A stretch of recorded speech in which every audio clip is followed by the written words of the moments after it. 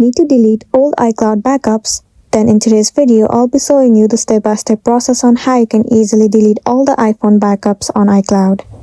First thing first, move into the settings of a device. Once you're inside the settings, head over to your Apple account. Once you're in this page, head over to iCloud. After that, you have to move into iCloud Backup right over here. Once you're inside this page, you will be able to see all device backups at the bottom of the screen. Simply choose any of the iCloud backups that you want to delete. Once you're inside the page, you will be able to see the option of Turn Off and Delete from iCloud.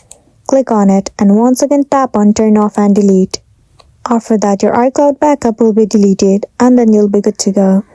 So this is simply how you can turn off your iCloud backup on iPhone.